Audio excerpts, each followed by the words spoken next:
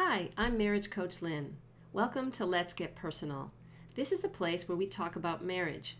These episodes are generated from viewers' questions. So if you would like to send me a question on any topic on marriage, I will be happy to provide a response. And you can get in touch with me in many ways. I will keep your question, your identity anonymous. Some of these questions are kind of personal. So here is the question for today. Even though I'm not married, so many of my friends say that if their future spouse were to cheat on them, that's when they would throw in the towel and get a divorce. But I have such a hard time with that. I would never want my marriage to end, and hopefully I will find someone who won't cheat on me. But what advice or what action would you say to do for those marriages that one spouse has cheated? How does a marriage make it through something like that? Wow, thank you very much for that question. First of all, many marriages make it through cheating events. In fact, it's estimated that approximately 30% will divorce as a result or a reported result of cheating.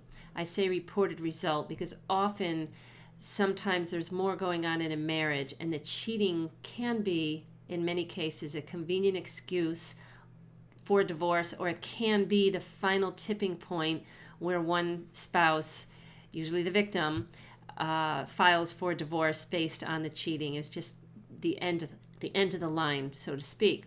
So I like your question because it's something that many of us think about, married or unmarried. What would be the worst thing that could happen in our marriage?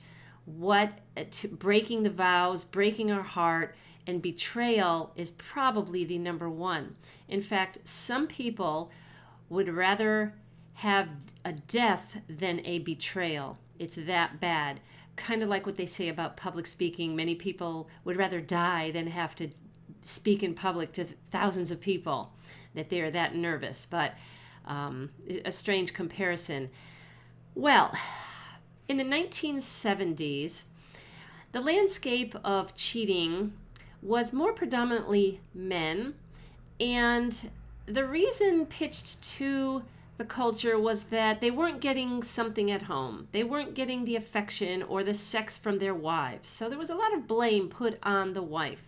Nowadays, cheating goes on amongst men, amongst women, and in fact, the latest statistic is that 25% of married couples, at least one partner, has reported that they have had an affair. So let's just get this little definition of cheating and affair. Also, when you ask me questions, I will not do follow-up to ask you to clarify. What do you mean by cheating? What do you mean by laziness? What do you mean by certain things? So I'm going to assume that when you say cheating, they have had a sexual relationship outside of the relationship. Whether it was one night, that to me would be cheating. One night, a hookup. An affair, a sexual affair, is obvious. Someone has entered a relationship, an emotional and sexual relationship, with somebody else. We don't know how often they get together, don't know how deep the emotions may be. They may or may not be in love with their affair partner. So when we think of affair, we generally think that sex is involved in it. When we think of cheating, we definitely assume that sex was involved. And so that's just the definition. That's just what I'm going off of. Of course it breaks your heart. It betrays you. You can recover. There are many resources out there. So let me throw a few more statistics out there. Okay, so 25% have cheated, and some reports up to 70%. That's really high. In the 1990s, research was done, and they found, based on self-reporting, that 70% of married couples, one partner had cheated or had had an affair. And that's really staggering when you think about it. So when you think about it, you think, oh, I could be in that number. So let's just say you are in that number. Are you going to get a divorce? The main thing we really need to focus on is two things. One, let's not make assumptions going into a marriage that we will be cheated on.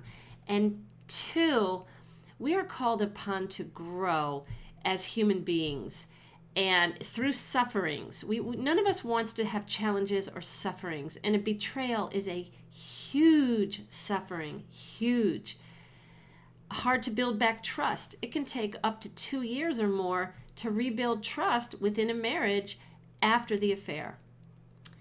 So, what is most important is forgiveness. And a lot of people disagree on what forgiveness is.